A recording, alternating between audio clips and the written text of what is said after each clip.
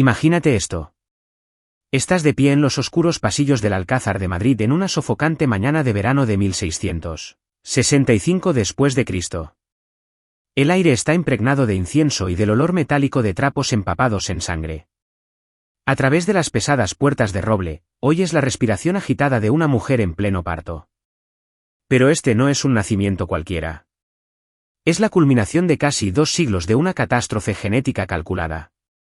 Un momento en el que la obsesión de la dinastía de los Habsburgo por la pureza de la sangre finalmente se manifestaría en carne y hueso. La mujer que clama tras esas puertas es la reina Mariana de Austria, sobrina y esposa del rey Felipe IV de España. Sí, has oído bien, sobrina y esposa. El hombre que pasea por los suelos de mármol del exterior no es solo su esposo y rey, sino su tío, 30 años mayor que ella. El niño que lucha por llegar a este mundo será Carlos II de España, y su mera existencia encarnará las monstruosas consecuencias de la endogamia real llevadas a su lógica y aterradora conclusión. Se puede oler el miedo que se filtra por las paredes como humedad. Los cortesanos susurran en voz baja, sus zapatillas de seda apenas hacen ruido mientras se mueven nerviosamente. Saben, como todos en el palacio, que el linaje español de los Habsburgo está al borde de la extinción. Los herederos anteriores, Felipe Próspero y María Teresa, murieron jóvenes, con cuerpos demasiado débiles para sobrevivir. Ahora, mientras los gritos de la reina resuenan por los pasillos, el destino de un imperio pende de un hilo. Pero el verdadero horror no reside solo en este momento, sino en el siglo y medio de decisiones deliberadas que lo condujeron. Cada arreglo matrimonial, cada alianza política sellada con parentesco, cada decisión de casar a un primo con otro o a un tío con una sobrina, ha sido un paso hacia esta inevitable catástrofe. Los Habsburgo no se toparon con un desastre genético. Lo orquestaron con la precisión de una marcha fúnebre. Antes de sumergirte en estas historias olvidadas de supervivencia y sufrimiento, si te gusta aprender sobre las verdades ocultas de la historia, considera darle a me gusta y suscribirte para recibir más contenido como este. Y, por favor, comenta abajo para saber desde dónde nos escuchas. Me parece increíble que estemos explorando juntos estas historias antiguas, de diferentes partes del mundo, conectados a través del tiempo y el espacio por nuestra curiosidad compartida por el pasado. La historia de Carlos II no comienza con su nacimiento, sino con su ascendencia, un árbol genealógico tan enmarañado que se asemeja más a una telaraña que a ramas que se extienden hacia el sol. Para comprender la magnitud de lo ocurrido en aquel palacio madrileño, primero debemos remontarnos a los orígenes del poder de los Habsburgo y rastrear la metódica destrucción de la genética humana que se extendería a lo largo de generaciones. La dinastía de los Habsburgo alcanzó prominencia en el siglo XIII después de Cristo. Pero su verdadero experimento genético comenzó en serio con el emperador Maximiliano I a finales del siglo XV. Maximiliano comprendió algo que se convertiría en el lema familiar, Bella gerant alii, tu felix Austria nube. Que otros hagan la guerra, tú, feliz Austria, cásate. El matrimonio no se trataba de amor, ni siquiera de una alianza política en el sentido tradicional. Se trataba de acumular poder a través de la línea de sangre, manteniendo ese poder dentro del círculo familiar. La estrategia funcionó brillantemente al principio. Mediante una serie de matrimonios cuidadosamente orquestados, los Habsburgo llegaron a controlar vastos territorios por toda Europa. Para cuando Carlos V heredó el trono en 1519 después de Cristo, el imperio de los Habsburgo se extendía desde España hasta Austria, desde los Países Bajos hasta Nápoles. El sol, literalmente, nunca se ponía en los dominios de los Habsburgo. Pero incluso cuando su poder político alcanzaba su apogeo, la base genética ya se estaba resquebrajando. El propio Carlos V era fruto de un matrimonio entre primos hermanos, sus padres, Felipe I de Castilla y Juana de Castilla, compartían abuelos. Cuando Carlos V abdicó en 1556 después de Cristo, dividió su vasto imperio entre su hijo Felipe II, quien gobernaría España, y su hermano Fernando I, quien gobernaría Austria. Esta división resultó crucial, creando dos linajes de los Habsburgo, separados pero entrelazados, que pasarían el siglo siguiente casándose sistemáticamente entre sí. Felipe II de España se convirtió en el artífice de la ruina genética de la dinastía. Casado 4 veces, comprendió que, para mantener el dominio de los Habsburgo, debía casarse con un miembro de la familia. Su primera esposa, María Manuela de Portugal, era su prima hermana. Cuando ella falleció al dar a luz, se casó con María I de Inglaterra, una alianza política que lo convirtió brevemente en rey de Inglaterra. Tras la muerte de María, se casó con Isabel de Valois, una princesa francesa, una inusual desviación de la tradición familiar. Pero su cuarto y último matrimonio sentó las bases para el desastre. En 1570 después de Cristo, a los 43 años, Felipe II se casó con su sobrina de 20 años, Ana de Austria. Ana era hija del cuñado de Felipe, el emperador Maximiliano II, lo que la convertía no solo en su sobrina, sino también en su prima hermana. De su unión nació el futuro Felipe III, nacido en 1578 después de Cristo. Y fue este hijo quien transmitiría la carga genética a la siguiente generación. Las matemáticas de la endogamia son tan precisas como aterradoras. Las poblaciones humanas normales tienen un coeficiente de endogamia cercano a 0. Los primos hermanos que se casan tienen un coeficiente de 0,0625, lo que significa que sus hijos tienen un 6,25% más de probabilidades de heredar copias idénticas de genes recesivos dañinos. Pero los Habsburgo no se conformaron con la endogamia de una sola generación. La practicaron sistemáticamente a lo largo de varias generaciones. Felipe III, nacido de la unión de su tío y su sobrina, heredó un coeficiente de consanguinidad ya muy elevado. Cuando llegó el momento de casarse, la familia redobló su apuesta genética. En 1599, Felipe III se casó con Margarita de Austria, su prima hermana, pero también hermana de su cuñada. Su hijo, Felipe IV, nacido en 1605, llegó al mundo con un coeficiente de consanguinidad peligrosamente alto. La mandíbula de Felipe IV ya mostraba los signos característicos del labio Habsburgo, una mandíbula inferior prominente que dificultaba comer y hablar. Su capacidad mental, si bien no estaba gravemente comprometida, mostraba sutiles signos de deterioro cognitivo que se acentuarían en las generaciones futuras. El labio Habsburgo, o prognatismo mandibular, es un indicador visible del deterioro genético de la familia. Los retratos contemporáneos de los gobernantes Habsburgo revelan esta progresión gradual. Los primeros emperadores, como Maximiliano I, solo muestran signos leves. Para Carlos V, la deformidad es claramente visible, pero aún no resulta debilitante. Los retratos de Felipe II revelan una mandíbula más pronunciada, y la de Felipe III se proyecta notablemente hacia adelante. Estos eran meros anticipos de la catástrofe genética que aguardaba a la siguiente generación. El reinado de Felipe IV, 1621 a 1665 DC, coincidió con el declive gradual de España desde la cima del poder imperial. Factores políticos y económicos contribuyeron a este declive, pero no pueden ignorarse las dificultades personales del rey para afrontar los efectos de la endogamia. Su dificultad para hablar afectó claramente su capacidad para comunicarse con consejeros y dignatarios extranjeros. Sus recurrentes problemas de salud, incluyendo convulsiones y fatiga crónica, influyeron en su toma de decisiones en momentos cruciales de la historia española. Pero la contribución más significativa de Felipe IV al desastre genético de los Habsburgo fue su elección de esposa. En 1649 después de Cristo, a los 44 años, se casó con su sobrina de 15 años, Mariana de Austria. Mariana era hija de la hermana de Felipe IV, María Ana de España, y del emperador Fernando III de Austria. Esto significaba que Felipe IV era simultáneamente tío de Mariana, su primo hermano, y emparentado con ella a través de múltiples líneas de descendencia. El acuerdo matrimonial demuestra el compromiso total de la familia Habsburgo con su experimento genético. Mariana había estado originalmente comprometida con el hijo de Felipe IV, el príncipe Baltasar Carlos. Pero cuando el príncipe falleció en 1646 después de Cristo, la familia simplemente la reasignó a su padre. La diferencia de edad de 29 años era irrelevante. Lo importante era mantener la pureza de la línea de sangre y la herencia dentro del círculo familiar. Los relatos contemporáneos describen a Mariana como una joven frágil y nerviosa que lidiaba con las responsabilidades de la realeza. Nacida en 1634 después de Cristo, se crió en la corte austriaca con la expectativa de casarse con un miembro de la familia.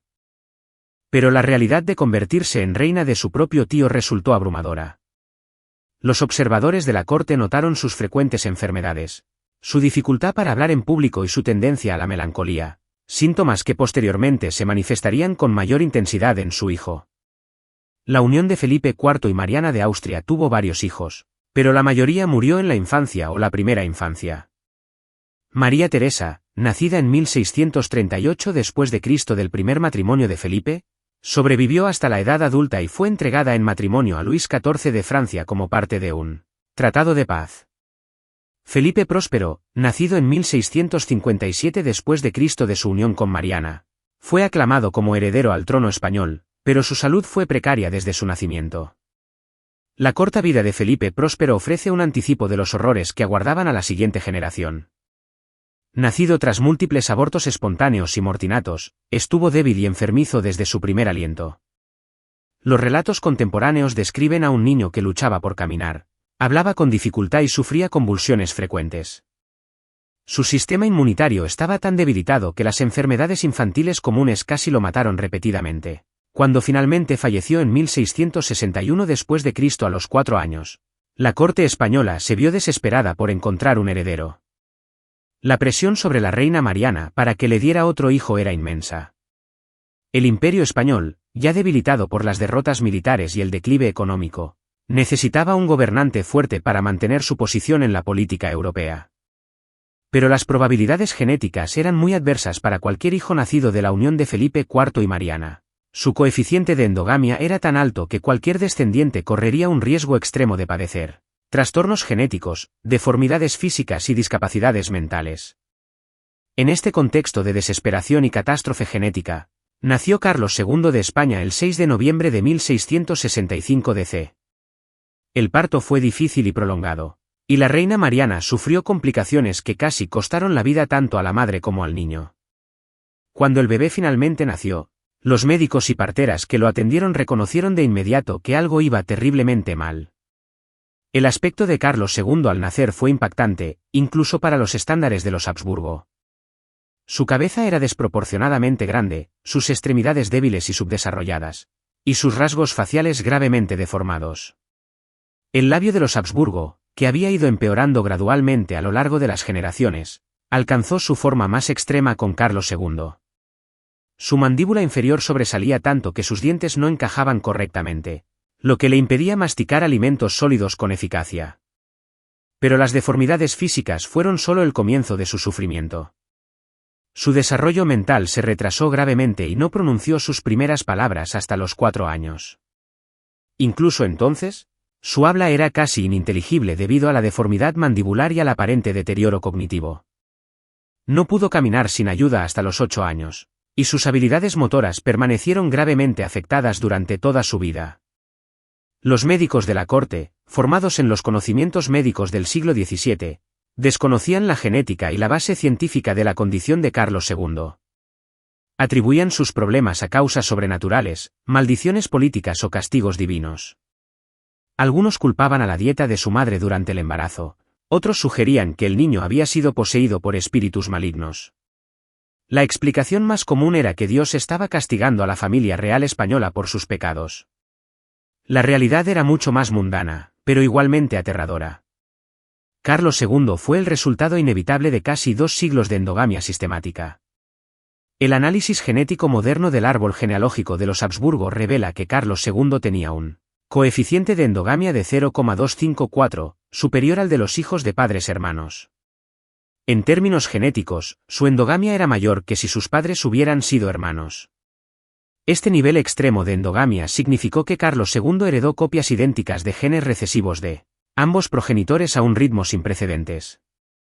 Cada mutación dañina acumulada en el linaje de los Habsburgo a lo largo de los siglos se expresó en su cuerpo torturado. Sufría lo que la medicina moderna reconocería como múltiples trastornos genéticos, incluyendo prognatismo mandibular, discapacidad intelectual, epilepsia y diversos trastornos metabólicos. La corte española se esforzó por mantener la ficción de que Carlos II era un heredero al trono sano y normal. Los retratos oficiales se compusieron cuidadosamente para minimizar sus deformidades, y las ceremonias cortesanas se coreografiaron para ocultar sus limitaciones físicas y mentales. Los embajadores recibieron formación sobre cómo interactuar con el rey de forma que no avergonzaran a la familia real ni revelaran el alcance de sus discapacidades. Pero corrieron rumores por las cortes europeas sobre el loco rey de España. Los diplomáticos informaron a sus soberanos sobre el extraño comportamiento de Carlos II, su incapacidad para mantener conversaciones normales y sus frecuentes convulsiones. Algunos lo describieron como más animal que humano, babeando incontrolablemente y emitiendo sonidos incomprensibles en lugar de hablar. El impacto psicológico en el propio Carlos II es inimaginable. Atrapado en un cuerpo que lo traicionaba a cada paso y rodeado de cortesanos que lo trataban como a un niño peligroso, desarrolló una profunda paranoia y desconfianza hacia quienes lo rodeaban. Llegó a estar convencido de estar bajo la constante amenaza de envenenadores y asesinos, lo que lo llevó a elaborados rituales de degustación de alimentos y a un miedo obsesivo a la soledad. Su dieta se limitaba a alimentos que se podían tragar sin masticar, caldos, papillas y otras sustancias líquidas o semilíquidas. Incluso estas le causaban dificultades, ya que su deformidad mandibular le dificultaba tragar. Permaneció extremadamente delgado toda su vida, incapaz de extraer los nutrientes necesarios de los limitados alimentos que podía consumir. La cuestión del matrimonio de Carlos II se convirtió en una crisis para la monarquía española. El rey necesitaba un heredero para continuar la línea de los Habsburgo, pero su condición física y mental hacía dudosa su capacidad para cumplir con los requisitos básicos del matrimonio.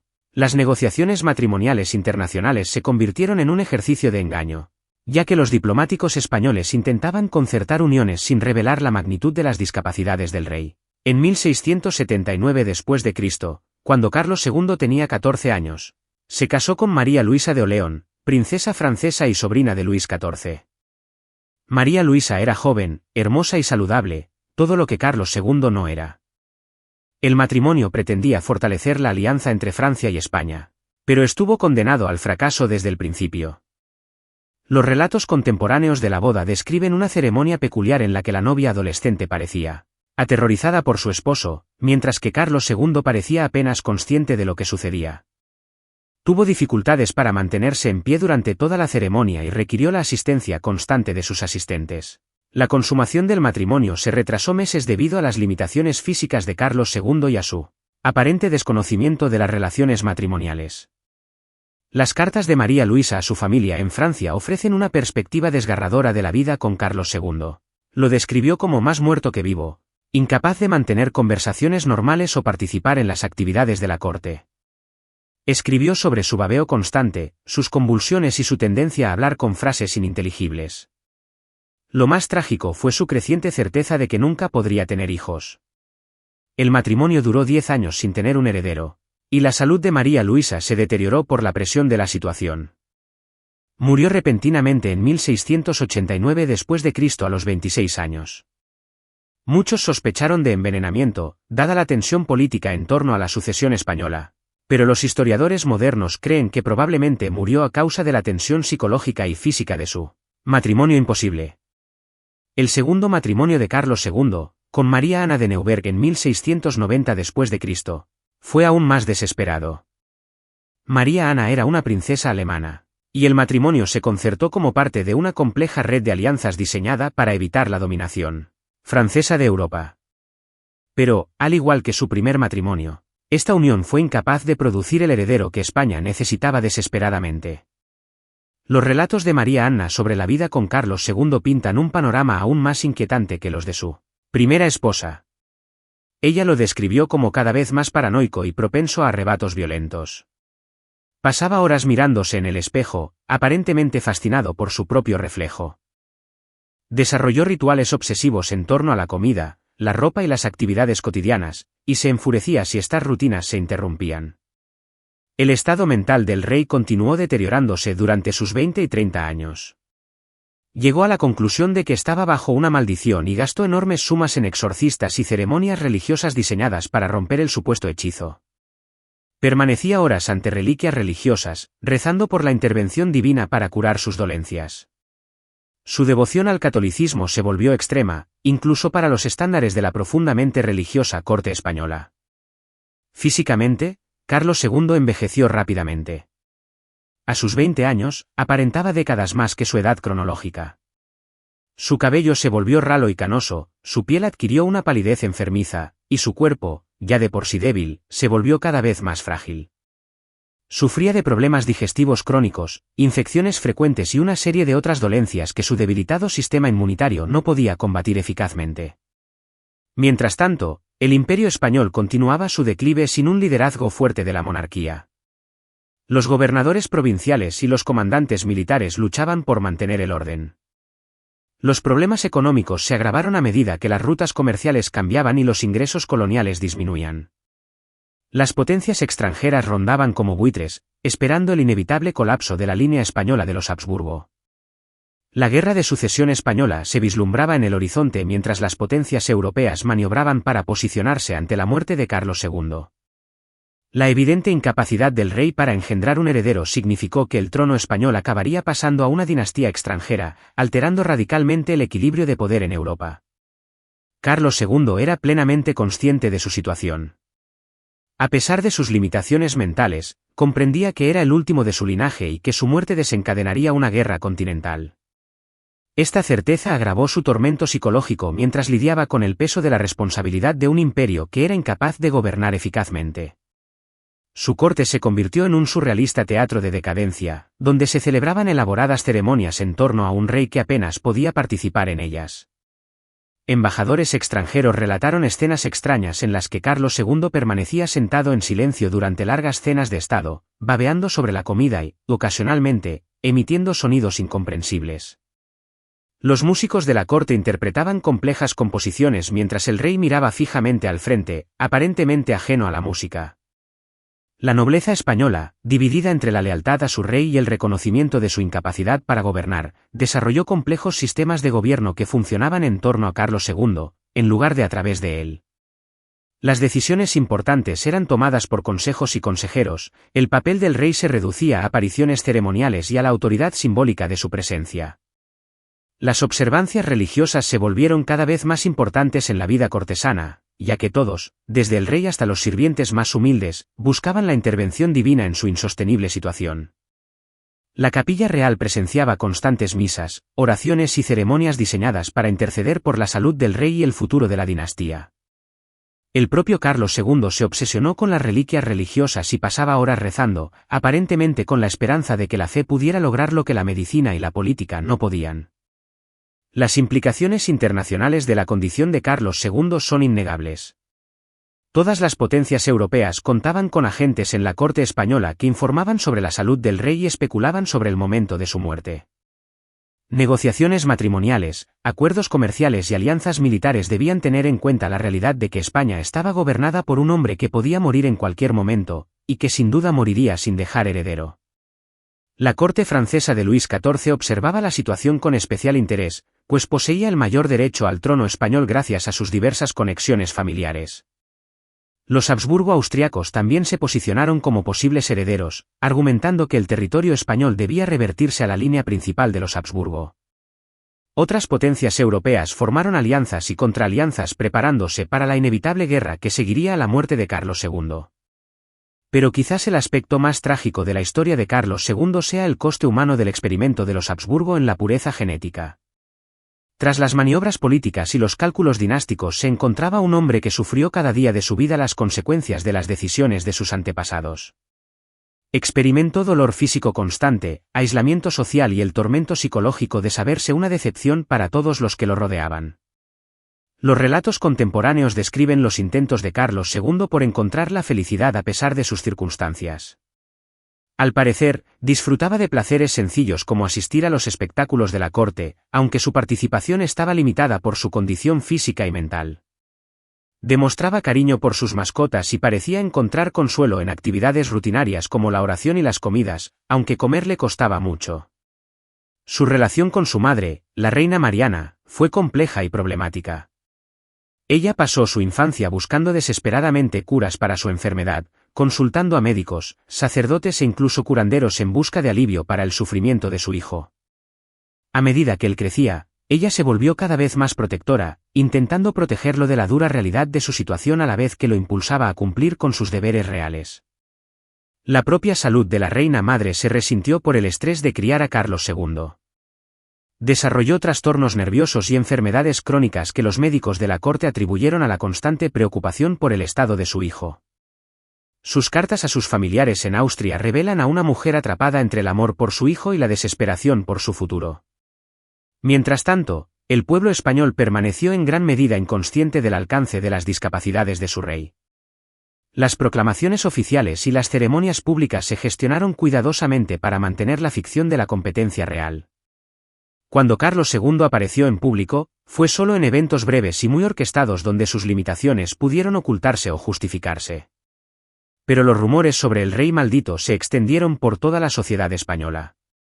Surgieron cuentos populares sobre su condición, con explicaciones que iban desde maldiciones sobrenaturales hasta castigos divinos por los pecados reales. Algunas historias afirmaban que había sido intercambiado al nacer con un impostor, mientras que otras sugerían que había sido víctima de brujería o veneno. El impacto económico del reinado de Carlos II fue devastador para España. La falta de un liderazgo central fuerte permitió que la corrupción proliferara en todo el gobierno. Las políticas comerciales eran inconsistentes y a menudo contradictorias, ya que diferentes asesores impulsaban agendas contrapuestas sin una dirección clara del trono. Las administraciones coloniales sufrieron al darse cuenta los gobernadores de que era improbable que enfrentaran consecuencias por sus acciones. El ejército español, antaño la fuerza más formidable de Europa, decayó vertiginosamente durante su reinado. Sin un rey guerrero que los liderara, los ejércitos españoles perdieron batalla tras batalla ante las fuerzas francesas, holandesas e inglesas, mejor organizadas. La pérdida de prestigio militar debilitó aún más la posición de España en la política europea y contribuyó al declive económico del imperio. Irónicamente, las instituciones religiosas prosperaron durante el reinado de Carlos II. Su obsesión por los asuntos espirituales condujo a un aumento de la financiación de iglesias, monasterios y ceremonias religiosas. La Inquisición española adquirió mayor influencia a medida que la corte real se centraba cada vez más en las explicaciones religiosas sobre la condición del rey. Las artes y la cultura de España reflejaban la extraña atmósfera de su corte. Las pinturas de este periodo suelen tener un aire surrealista, casi de pesadilla, que refleja la tensión psicológica de una sociedad gobernada por un hombre que parecía más un espectro que un rey.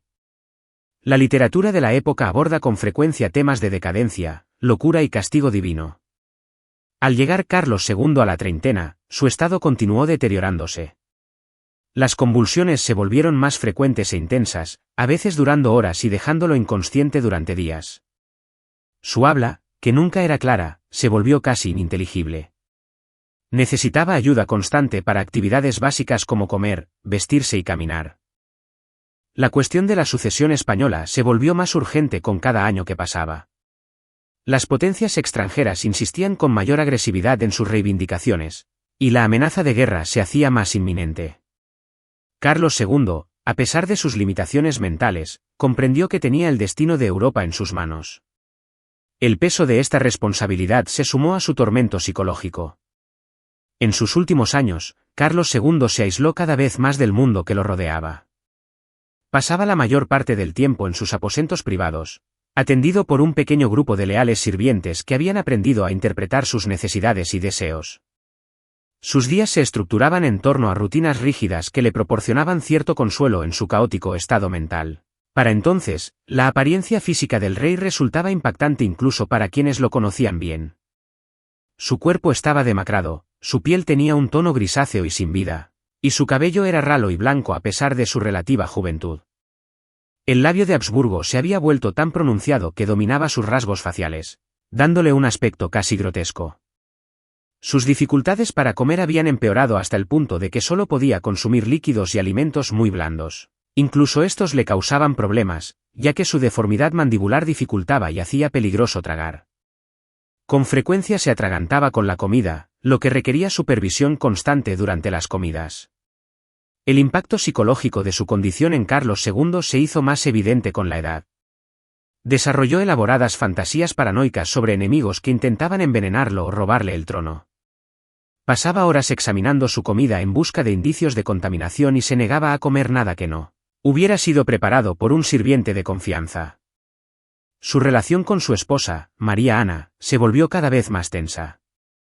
Inicialmente, ella esperaba que la paciencia y el cuidado lo ayudaran a superar algunas de sus dificultades, pero la realidad de su condición finalmente eclipsó su optimismo. Se retiró de la vida cortesana y pasó la mayor parte del tiempo en sus aposentos privados, abandonando a su esposo a su aislamiento. Mientras tanto, la corte española seguía funcionando en torno a la ficción de la competencia real. Se celebraban ceremonias, se tomaban decisiones y la actividad de gobierno continuaba. Pero todos entendían que Carlos II era simplemente una figura simbólica.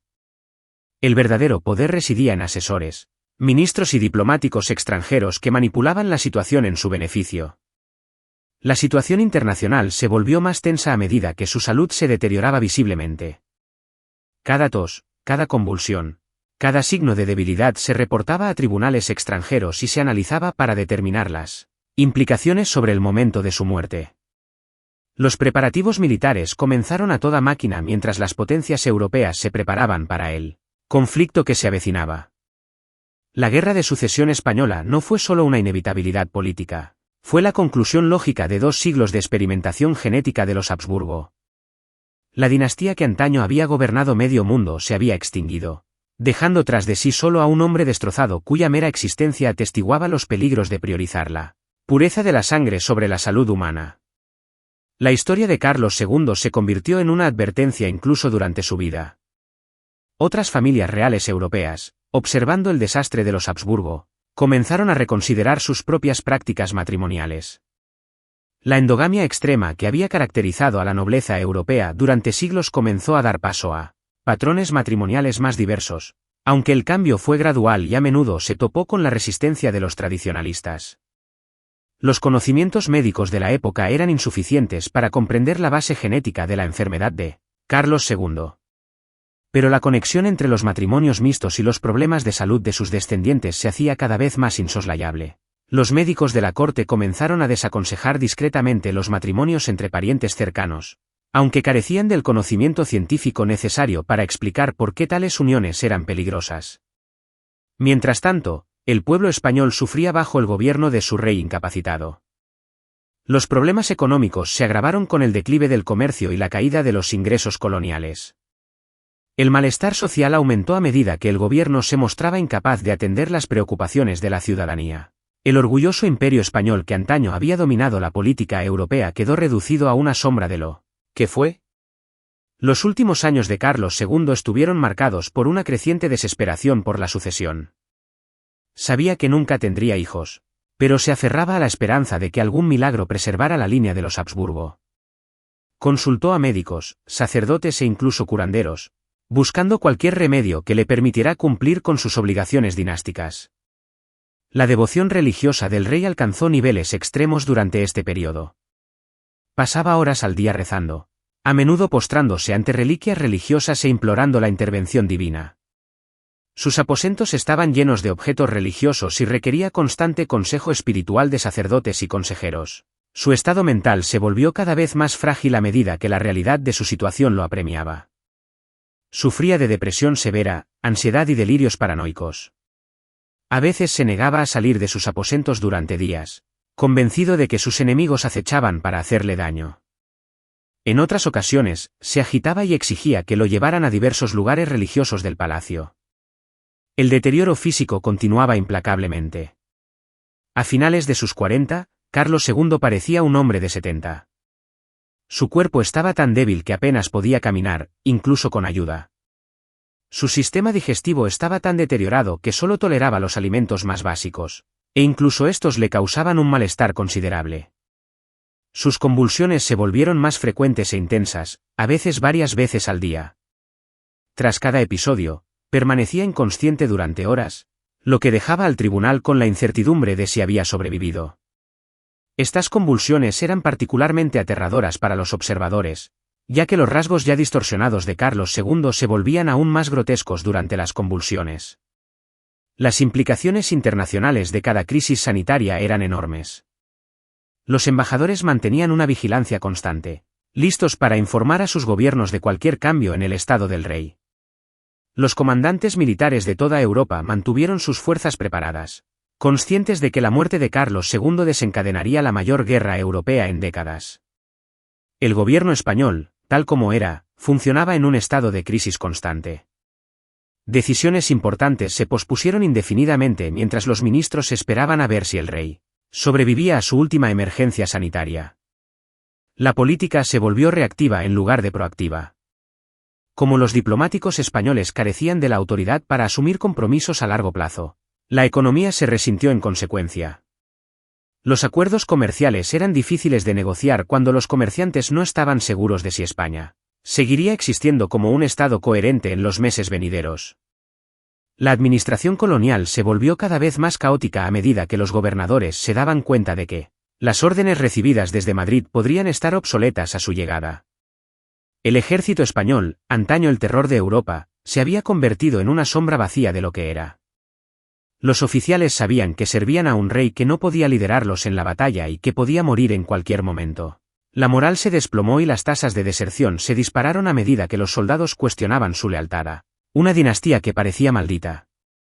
El tejido social de la sociedad española comenzó a desmoronarse bajo la presión. La autoridad tradicional de la monarquía se vio socavada por la evidente incompetencia del rey. Los gobernadores regionales comenzaron a afirmar una mayor independencia, y los nobles locales comenzaron a cuestionar sus obligaciones con el gobierno central.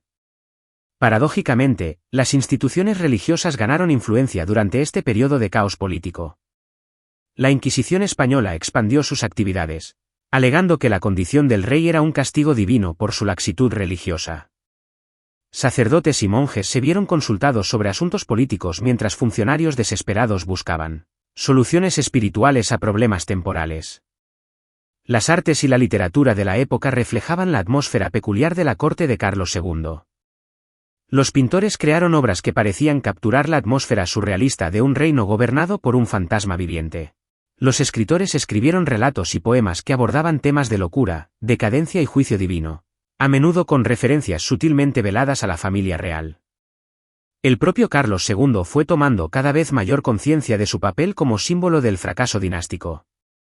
A pesar de sus limitaciones mentales, comprendió que su propia existencia era motivo de vergüenza y bochorno para su familia y su reino. Este conocimiento agravó su tormento psicológico y contribuyó a su creciente aislamiento del mundo que lo rodeaba. Sus intentos por encontrarle sentido a su sufrimiento lo llevaron a rituales religiosos cada vez más elaborados. Pasaba días enteros rezando, a veces negándose a comer o beber, en un esfuerzo por purificarse espiritualmente. Se obsesionó con la idea de que su condición era una prueba de Dios y que la devoción adecuada podría conducir a una curación milagrosa. La reina madre, Mariana de Austria, observaba con creciente horror el deterioro de su hijo. Había dedicado toda su vida a buscar soluciones a sus problemas, consultando a todos los médicos, sacerdotes y curanderos que pudo encontrar. Al llegar a sus últimos años, finalmente comenzó a aceptar que no había cura para el desastre genético que había azotado a su familia. Su propia salud se deterioró rápidamente durante este periodo. El estrés de cuidar a Carlos II y gestionar la crisis política en torno a su condición afectó gravemente su bienestar físico y mental. Desarrolló trastornos nerviosos y enfermedades crónicas que los médicos atribuyeron a la constante preocupación por el futuro de su hijo. La situación internacional se volvía más precaria con cada mes que pasaba. Las principales potencias europeas prácticamente habían desistido de la idea de que Carlos II pudiera tener un heredero y ahora planeaban abiertamente la partición del Imperio español. Se negociaron tratados, se posicionaron ejércitos y se formaron alianzas diplomáticas en preparación para la guerra que se avecinaba. Mientras tanto, el pueblo español comenzó a perder por completo la fe en su monarquía. El contraste entre el glorioso pasado del Imperio español y el patético presente de su rey inválido era demasiado marcado como para ignorarlo. Canciones e historias populares comenzaron a burlarse de la familia real, aunque siempre con cuidado de evitar críticas directas que pudieran atraer la atención de la Inquisición. El declive económico se aceleró a medida que se evaporaba la confianza internacional en la estabilidad española. Los comerciantes exigían el pago inmediato de sus mercancías, reacios a conceder crédito a un reino que podría desaparecer en pocos meses. Las rutas comerciales coloniales se trasladaron a otras potencias europeas, lo que redujo aún más los ingresos españoles. La situación militar se volvió desesperada a medida que los enemigos de España percibían su debilidad. Las fuerzas francesas presionaron las posiciones españolas a lo largo de los Pirineos, mientras que las flotas holandesa e inglesa desafiaban la navegación española en el Atlántico. El ejército español, desmoralizado y mal dirigido, sufrió derrota tras derrota.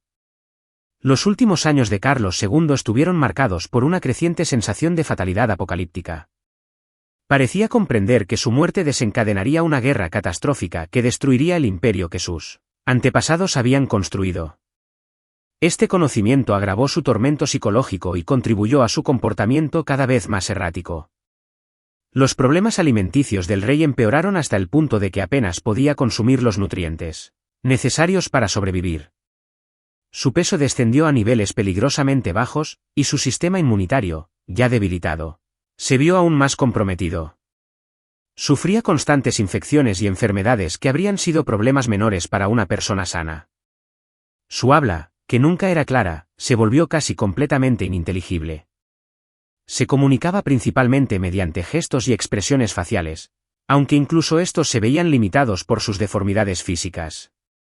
Su aislamiento del mundo se volvió casi total, pues cada vez menos personas comprendían sus necesidades y deseos. Las convulsiones que lo habían aquejado durante toda su vida se volvieron más frecuentes y graves, a veces varias veces al día, y lo dejaban inconsciente durante horas.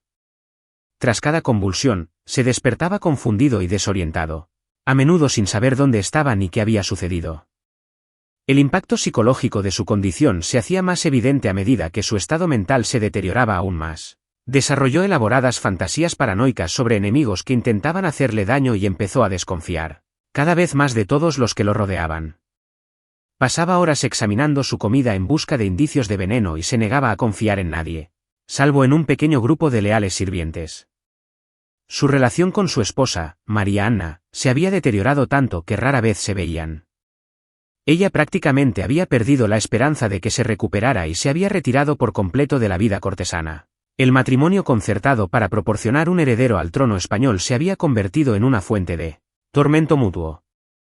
La corte española seguía funcionando en torno a la ficción de la competencia real, pero la farsa se hacía cada vez más difícil de mantener. Los diplomáticos informaban a sus gobiernos sobre el extraño comportamiento y la evidente incapacidad del rey, dejando claro que España se encontraba prácticamente sin liderazgo. La situación internacional llegó a un punto crítico con el visible deterioro de la salud de Carlos II. Todas las potencias europeas se preparaban para la guerra, y la cuestión ya no era si el imperio español sobreviviría, sino cómo se dividiría entre los vencedores. La mera existencia del rey se había convertido en un obstáculo para la paz. El pueblo español, mientras tanto, comenzaba a prepararse para lo inevitable. Los gobernadores regionales comenzaron a afirmar una mayor independencia, preparándose para sobrevivir al caos que se avecinaba. Los nobles locales comenzaron a cuestionar su lealtad a una dinastía que parecía condenada al fracaso. El tejido social de la sociedad española se desmoronaba a medida que el centro del poder se desmoronaba. Los últimos meses de la vida de Carlos II estuvieron marcados por una creciente desesperación y un deterioro de su capacidad física. Apenas podía salir de sus aposentos, y cuando aparecía en público, era solo para eventos breves y cuidadosamente orquestados. Su aparición era tan impactante que los visitantes a menudo expresaban su incredulidad al pensar que se trataba del rey de España. Sus dificultades para comer se habían agravado tanto que solo podía consumir líquidos y alimentos muy blandos. Incluso estos le causaban problemas, ya que su deformidad mandibular dificultaba y hacía peligrosa la deglución. Requería supervisión constante durante las comidas para evitar atragantamientos. Las convulsiones seguían acosándolo, ocurriendo con mayor frecuencia e intensidad. Tras cada episodio, permanecía inconsciente durante periodos más largos, lo que dejaba al tribunal con la incertidumbre de si había sobrevivido. Estas convulsiones eran especialmente perturbadoras para los observadores, ya que sus rasgos, ya de por sí distorsionados, se volvían aún más grotescos durante las convulsiones. Su estado mental se había deteriorado hasta el punto de que a menudo se sentía confundido respecto a su entorno, y no podía reconocer rostros familiares. A veces llamaba a sus familiares fallecidos o reaccionaba a alucinaciones que solo él podía ver. El impacto psicológico de su condición se había vuelto tan debilitante como sus problemas físicos. Las implicaciones internacionales de cada crisis sanitaria eran enormes. Los embajadores mantenían una vigilancia constante, listos para informar a sus gobiernos sobre cualquier cambio en el estado del rey. Los comandantes militares de toda Europa mantenían sus fuerzas preparadas, conscientes de que la muerte de Carlos II desencadenaría la mayor guerra europea en décadas. El 1 de noviembre de 1700 DC, Carlos II de España falleció a la edad de 34 años. Su cuerpo, devastado por una vida de trastornos genéticos, finalmente se rindió a lo inevitable. Los médicos de la corte, que habían pasado décadas tratando enfermedades que no entendían, registraron su muerte con una mezcla de alivio y pavor. Sus últimos momentos fueron tan trágicos como toda su vida. Murió solo, salvo por un puñado de sirvientes, pues su esposa se había retirado por completo de la corte. Se dice que sus últimas palabras fueron incomprensibles, prueba definitiva de las dificultades del habla que lo habían aquejado desde la infancia. El labio Habsburgo que había definido su apariencia permaneció grotescamente prominente incluso después de muerto. Con la muerte de Carlos II, la línea de los Habsburgo españoles llegó a su fin para siempre. El imperio que antaño había gobernado medio mundo se quedó sin heredero, lo que desencadenó la Guerra de Sucesión Española que transformaría la política europea durante la siguiente década. El experimento genético que había comenzado con tanta promesa en el siglo XV culminó con la extinción de una de las dinastías más poderosas de Europa. La autopsia del cuerpo de Carlos II reveló la magnitud de la catástrofe genética. Los médicos describieron sus órganos como putrefactos y corrompidos, aunque carecían del conocimiento científico necesario para comprender que estas anomalías eran resultado de siglos de endogamia. Se descubrió que su cerebro era más pequeño de lo normal. Su sistema digestivo presentaba graves malformaciones y sus órganos reproductivos estaban tan subdesarrollados que jamás habría podido engendrar hijos. El pueblo español recibió la noticia de la muerte de su rey con una mezcla de dolor y alivio. Mientras lamentaban el fin de su dinastía real, muchos comprendieron que el sufrimiento de Carlos II finalmente había terminado. El imperio que dejó atrás estaba en bancarrota, militarmente débil y políticamente fragmentado, una sombra de la gran potencia que había sido. Las consecuencias internacionales fueron inmediatas y catastróficas. A los pocos días de la muerte de Carlos II, los ejércitos europeos comenzaron a marchar. La Guerra de Sucesión Española se prolongaría durante 13 años, costando cientos de miles de vidas y alterando radicalmente el equilibrio de poder en Europa. El desastre genético de la familia Habsburgo se había convertido en una catástrofe continental. Quizás el impacto más duradero de la historia de Carlos II fue la lección que enseñó sobre los peligros del aislamiento genético. Otras familias reales europeas, observando el desastre de los Habsburgo, comenzaron a reconsiderar sus propias prácticas matrimoniales. La endogamia extrema que había caracterizado a la nobleza europea durante siglos comenzó a dar paso a patrones más diversos, aunque el cambio fue gradual y a menudo encontró resistencia. La historia de Carlos II se convirtió en una advertencia que resonó a lo largo de los siglos. Se trataba de una dinastía que había conquistado imperios, acumulado vastas riquezas y ejercido un poder sin precedentes, pero que se había autodestruido mediante la búsqueda sistemática de la pureza genética. La reina que dio a luz a este monstruo dio vida a la personificación viviente de la arrogancia real en los oscuros pasillos del Alcázar de Madrid, donde comenzó nuestra historia. Finalmente, se hizo el silencio. Los gritos de parto que resonaron por aquellos pasillos 35 años antes habían sido reemplazados por el silencio de la muerte. El experimento genético que había comenzado con tanta confianza había fracasado, dejando solo el recuerdo de un hombre destrozado cuya mera existencia atestiguaba el horror de lo que ocurre cuando la pureza de la línea de sangre se vuelve más importante que la salud humana. El labio de los Habsburgo desapareció de las cortes reales europeas, pero la lección perduró. Algunas victorias tienen un precio demasiado terrible, y algunos monstruos nacen no del mal, sino de las decisiones calculadas de quienes creyeron poder mejorar la naturaleza misma. Al final, la reina que dio a luz a un monstruo solo había dado a luz la inevitable conclusión de la apuesta genética de su familia, una apuesta que les costó todo.